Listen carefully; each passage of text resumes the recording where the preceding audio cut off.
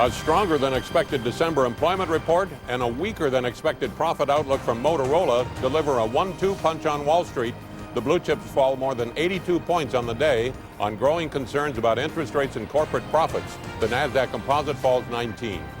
The House passes new rules for Uncle Sam's checkbook, making federal spending a pay-as-you-go kind of system. But not everyone on Capitol Hill thinks pay-go is the right way to go. Shares of a company that helps consumers pay over the internet take a hit today. That's because Global Payments couldn't make it 6 in a row. We'll explain. And our Market Monitor guest tonight says investors should be going to the dogs of the Dow, that is. He's Michael O'Higgins, president of O'Higgins Asset Management. I'm Paul Kangas. And I'm Suzanne Pratt. Susie Garib is off tonight. This is Nightly Business Report for Friday, January 5th. Nightly Business Report is made possible by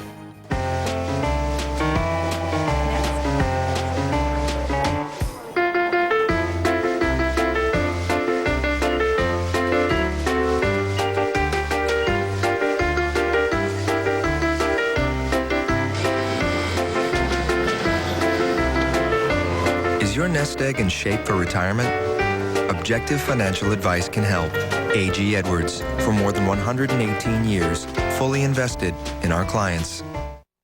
Franklin Templeton Investments, providing a unique perspective through the specialized investment expertise of Franklin Templeton Mutual Series and Fiduciary Trust. Franklin Templeton Investments, gain from our perspective.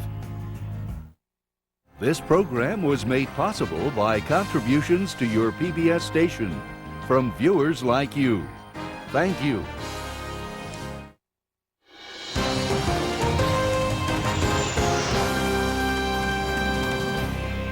Good evening, everyone. Good news for job seekers was bad news for Wall Street today.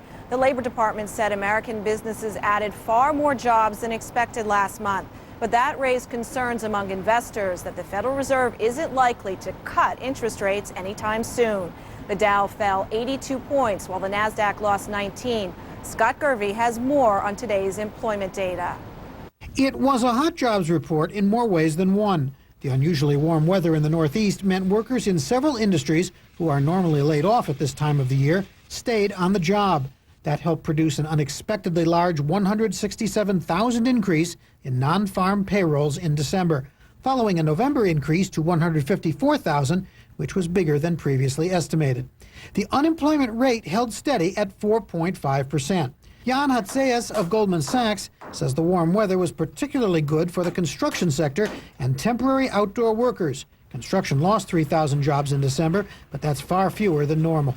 But even if you make some adjustment for that, I think the bottom line is that the labor market at this point is still doing more or less the same thing that it was doing 6 months ago, which is grow at a pace that's at least in line with the underlying trend. The services sectors were strong in December, with professional and business services adding 50,000 jobs and healthcare providers putting on 31,000 new workers.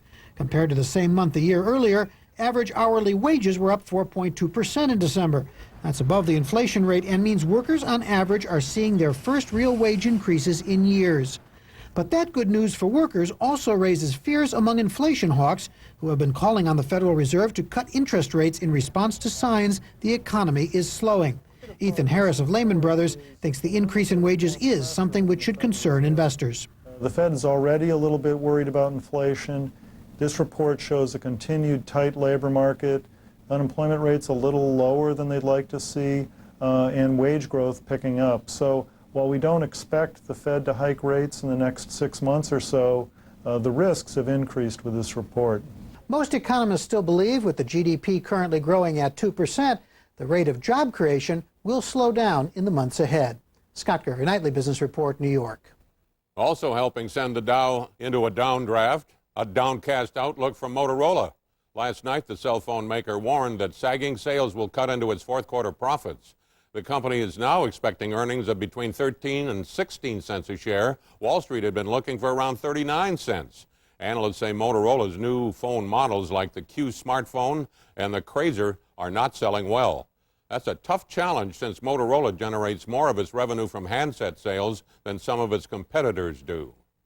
Well, sales of stocks had Wall Street on the ropes this morning as that Motorola news reversed yesterday's big tech rally, and the strong employment report dashed investor hopes for a near-term cut in the interest rates. At noon, the Dow had tumbled 110 points. NASDAQ was off 33.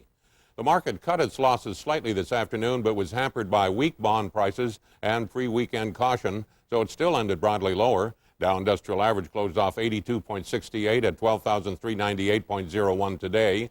In this three-day week, it rose twice, fell once for an overall loss of 65.14. The NASDAQ Composite was off 19.18 to 2434.25 today. And like the Dow, this index was up on Wednesday and Thursday, down today, but it still gained 18.96 points overall. Standard & Poor's 500 index dropped 8.63, ending at 1409.71 today. In the bond market, the 10-year note fell 10 seconds to 99 and 26 seconds, putting the yield at 4.65%.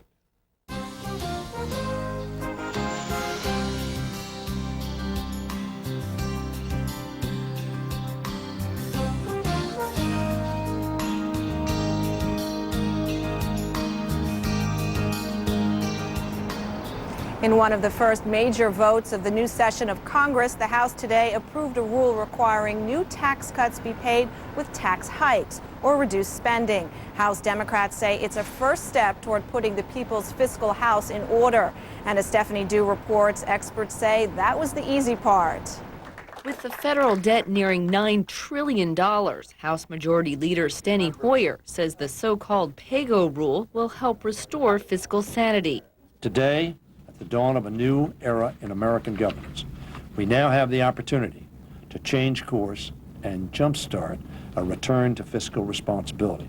Republicans disagree, and most voted against it.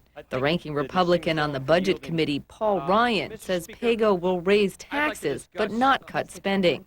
This is putting the American taxpayer on a collision course with higher taxes.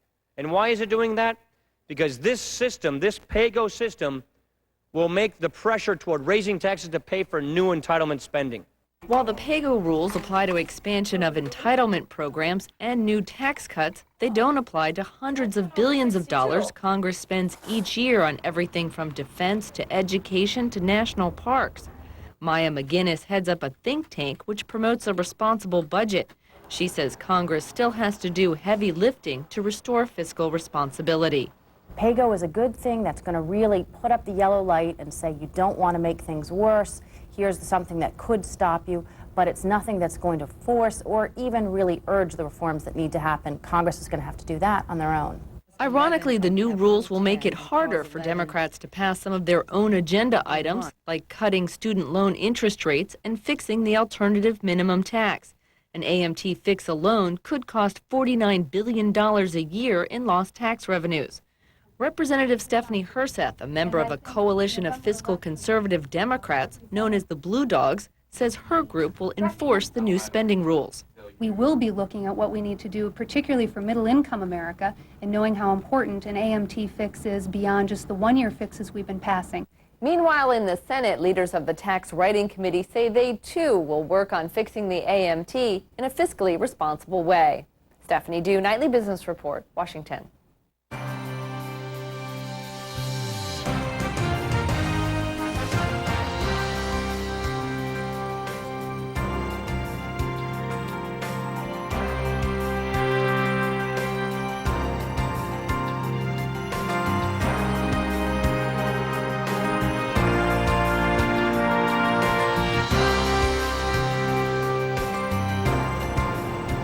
Flat panel TVs could lead to higher profits at two of America's biggest electronics retailers. Best Buy and Circuit City today both posted higher than expected December sales and upped their financial outlooks. Big screen televisions, laptop computers, and digital cameras were the driving factors behind the sales gains. Best Buy sales were up 7% last month. Circuit City's up 4.2%. Shares of both companies have been under pressure recently because price cuts for flat panel TVs were hurting profit margins. But Paul, that may be changing since both retailers say they're now predicting better than expected earnings. Well, it was a split decision on their stock prices today, Suzanne. Best Buy was up a fraction. Circuit City lost about 3%. Now let's look at the rest of our stocks in the news tonight.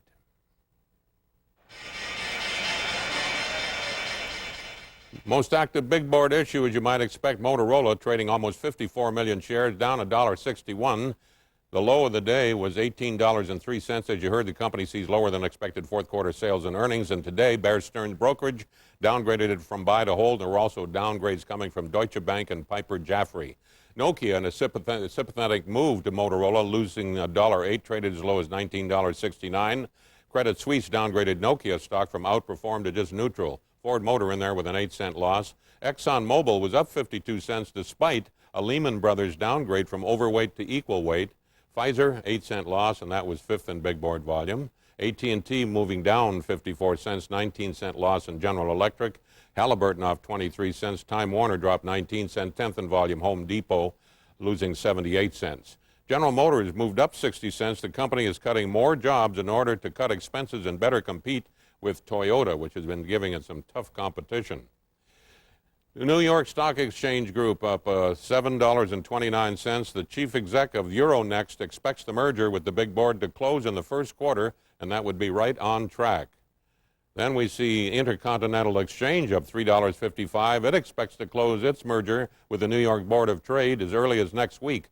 Meanwhile, Raymond James Financial Brokerage began covering the stock with an outperform rating. Major loss in Lennox Group, that's the tableware company, tumbling $2.44, almost 37%, traded as low as $4 a share today. The company sees a 2006 loss of $2.07 to as much as $2.17 a share, and on top of that, the CEO of Lennox resigned today. Herbalife down $9.56. The company cut its 2007 estimate of sales growth from growth of 10 to 15% down to 6 to 10%, and it cited slower than expected growth in sales in Mexico. Global Payments, there you see it tumbling $7.96. Second quarter earnings were higher, 42 cents versus 37 last year, but it's the first time in 6 quarters the company did not beat Wall Street earnings estimates. It also cut its 2007 revenue guidance. Standard & Poor's downgraded it from a $50 stock down to 46 on a price target. Humana down $2.37. Lehman Brothers downgraded it from equal weight to underweight. And Pinnacle Entertainment losing $3.35. The company will offer 10 million new shares. Earnings dilution potential there. AZZ Incorporated, electronics firm, was up 12 cents on the close. It traded as high as $55.53 and as low as $49.21 after reporting third quarter earnings 88 cents versus 30 a year ago, 4 cents above the street estimate. Google topped the NASDAQ actives up $3.93, followed by Apple down 61 cents. Research in Motion up $2.73. Yahoo, an 89-cent gain. Cisco edged a penny higher, fifth in dollar volume. Intel, a 7-cent loss. Credit Suisse reinstated coverage on Intel with an underperform rating. Its previous rating was neutral. Microsoft, 17-cent loss. Dell down 8 cents. JP Morgan downgraded it from neutral to underweight. Amgen, 17-cent gain and 46-cent loss in Qualcomm. NVIDIA up down $2.25. American Technical Research downgraded it from buy to neutral on a valuation basis. And Broadcom off $1.07. Credit Suisse downgraded this stock from outperform to underperform. Those are the stocks in the news tonight. Suzanne? The number of people in China who own cars these days is growing rapidly, so it's no surprise that traffic on the roads is growing rapidly as well, causing the government to focus on public transport.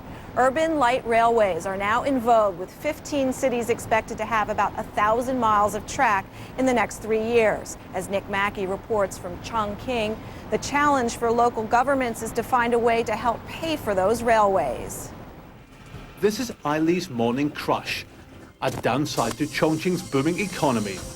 With 400,000 workers moving to the city annually, commuters like Eili find that public transport often strains to cope. It's not the best way to start the day like this, is it? And on many of the roads, it's not as if there's space for more services. Car ownership here is up an estimated 40% on 2005. We calculate that by 2015, the center of Chongqing will have 3 million cars, the same as Beijing has now. That means a tenfold increase on today's number of 300,000. Faced with potential gridlock and its impact on the GDP, Chongqing has embarked on a 10-year program to construct 215 miles of urban light railways that will carry almost 2 million people per day. Ai Li can now complete her journey to work by track. By catching one of the 21 trains that serve this first 18-kilometer line, a $500 million investment, she can shave 40 minutes off her morning commute. At least this part of the way from my home to the office has no traffic jam. 80,000 commuters agree that the 30 cents ticket is worth it, even though this is double the bus fare. To keep their economies moving, 9 Chinese cities have begun constructing urban rail networks. Over 250 miles of track are now operational, 3/4 are subways. Over the next 5 years, 15 cities are expected to collectively have over 1,000 miles of urban track. The total investment should exceed $30 billion, and China's city authorities are looking for a financial model that would shoulder some of the burden. At present, we haven't found a satisfactory way. Normally, we use BT. Once the investor has built it, the government buys. This lowers the investor's risk, and it also mitigates the pressure on the government for a period. The cities hope to follow the national rail network, which is attracting foreign and private capital to build and operate new routes, as well as provide equipment and technology. Since 2004, General Electric has inked over $750 million in supply deals with China's Ministry of Railways. But investors are hesitant as the urban payoff period is long. Nonetheless, one shouldn't underestimate the determination of this country's authorities to lure investment, with promises of a bounty tomorrow in return for supporting a much-needed developing industry today. Nick Mackey, Nightly Business Report, Chongqing. Monday, the challenge of charging back. How America's big car and truck makers are fighting foreign competition. The latest obesity drug is going to the dogs. The Food and Drug Administration approved Pfizer's new canine obesity drug today. Slentrol works by decreasing appetite and fat absorption. Pfizer says roughly 5% of American dogs are obese, while another 20 to 30% are overweight. The FDA's only caveat, Slentrol must carry a label saying it's not for human use. Whirlpool is cutting jobs at its Tennessee manufacturing plant. 370 jobs from a plant in Cleveland, Tennessee that makes ranges for recreational vehicles will be shifted to Tulsa, Oklahoma and Mexico. Production will be shifted as well, and Whirlpool says it'll close the Tennessee plant sometime later this year. Whirlpool shares fell 2 cents to close at $84.73.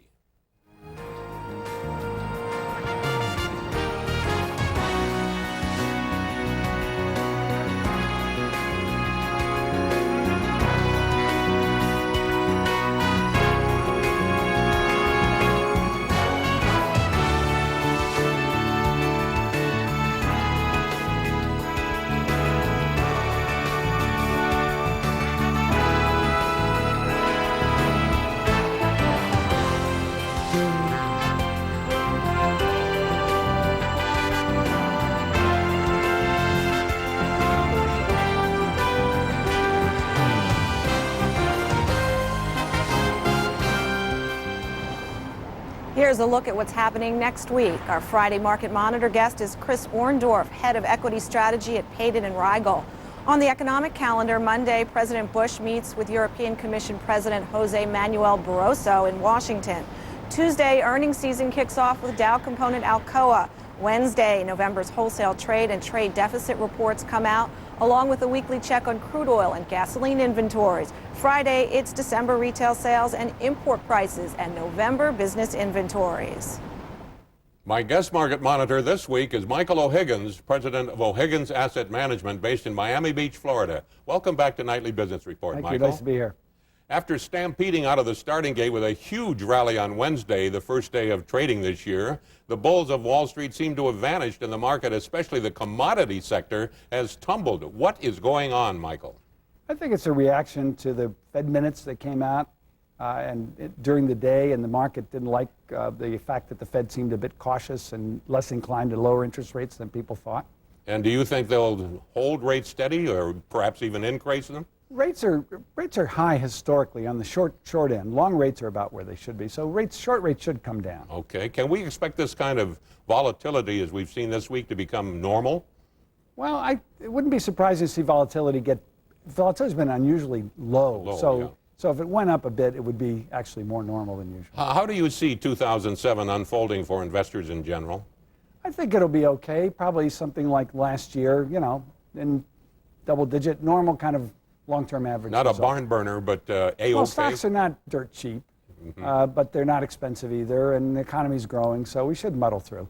All right. Now, you haven't been with us since July of 2005, which is all too long. But back then, you gave our viewers 8 buy recommendations, and let's see how they've done since then. GE has moved up about 7%, but Merck, a real winner, up 42.3. Yes. Great call there. I congratulate you on that Merck call. Then Pfizer, which just kind of sits there like cold porridge. And we'll get to that, I think, in a little while. AT&T's done very well. You actually got your AT&T by SBC Communications holding, and there was a share-for-share basis exchange. Okay, that did really well. Then Verizon, not bad, up 9.4, but that was offset by Turkish Investment Fund, down 9.4. So that was a trade-off on those two. Yeah, broke even. That's right. Not bad sometimes. And then the South Korea Index Fund, look at that, a 34% almost. Yeah. Very nice. And the Templeton Russia Fund, look at that, 77% gain. What's behind that? It's an oil play. Oil's gone up dramatically, so Russia has a lot of oil. And that's the reason why this Russian fund is down sharply Oil's gotten this killed week. the last few days, and so the TRF has gotten All right. Well, I know you have some new recommendations, and I'm anxious to see what they are. Let's start off. Well, the dogs of the Dow, we basically are repeating 3 of the ones from last And night. by the dogs of the Dow, you mean? The cheapest, the stocks actually, the Dow stocks with the highest dividend yields. And so I wrote the book on it. And, and it's a very successsul and simple strategy that stood the test of time. So the ones last year that didn't do so well should do better in the current year. Right, and some of them actually did fairly well. I mean, AT&T certainly did very well. But Pfizer and AT&T. Okay, let's have a look at. Let's have the charts. GE got the charts. first. There we GE. see. Yeah, that one's waking up, you might say. It's been asleep ever since Jack Welch left, it seems. Okay. Since 2000, it hit $60, and now it's just starting to come to life. Now, you mentioned Pfizer. Let's have a look at a chart there. Yeah. It may have come alive a little bit. Great company, largest drug company in the world, great research effort, and it's depressed in price and pays a good dividend. And then we get to AT&T, and you still like it here. AT&T is it's still depressed compared to where it was. Boy, that's some dog. So it's had a good run, but it's still very undervalued. Okay, all right. Let's move along. You have now the dogs of the globe, or the worldwide dogs. Yes. And and these are the cheapest markets in the world. Okay, the Netherlands. And these are 3 of them. So one of the cheapest markets in the world is Netherlands. Europe in general is actually pretty cheap. But look at that chart. It's very strong. It had a good year last year, although half of it was currency. Okay, let's look at some others around the globe. We see Taiwan Index Fund doing rather well. It looks well, but I mean, in terms of the Asian markets, it's been a real laggard. And moving right along, we have another one that you like. South Korea, you recommended that before, and you still like it. Again, and it's a laggard also. Okay, we just have 30 seconds. There's one more I think you have. We have the Precious Metals Fund, the ProFund's Precious Metals Gold, Index. silver, platinum. And it's gold. The precious metals are very cheap relative to paper. They're doing well, and I think they have a lot further to go. Do you personally own any of these securities, Mike? I own them all. Every one of them? Every one. You like your own cooking, don't you? I do. It's been a pleasure having you again. Thank you, Paul. My guest, Michael O'Higgins of O'Higgins Asset Management. Recapping today's market action, concerns about corporate profits and interest rates rattle investors. The Dow fell 82 points and the Nasdaq slid 19. To learn more about the stories in tonight's broadcast, go to Nightly Business Report on pbs.org. You can also email us at nbr@pbs.org. And finally tonight, a wheat field in Germany has a dubious distinction. It is now the center of Europe, quite literally. When Romania and Bulgaria joined the European Union on Monday, the EU's geographic center moved east by 110 miles. That put it just outside the town of Gelnhausen. To celebrate, city officials put up 3 new flagpoles, but since the absolute center is in the middle of a field, the poles were placed 30 yards off center so the crops wouldn't be trampled. The town has just 23,000 residents, all hoping for a flood of tourists. But there are other areas claiming to be the center spot, Paul, including a town in the Ukraine. Well, denying the fact that the wheat field is the center, kind of going against the grain, isn't it? What I want to know is what happens when Turkey wants to join the EU. That'll be interesting. That's Nightly Business Report for Friday, January 5th. I'm Suzanne Pratt. Have a good weekend, everyone, and the same to you, Paul. And you as well, Suzanne. I'm Paul Kangas, wishing all of you the best of goodbyes. Nightly Business Report is made possible by Franklin Templeton Investments. Our unique perspective helps us see domestic and international markets in a different light. Franklin Templeton Investments. Gain from our perspective. And by A.G. Edwards. This program was made possible by contributions to your PBS station from viewers like you.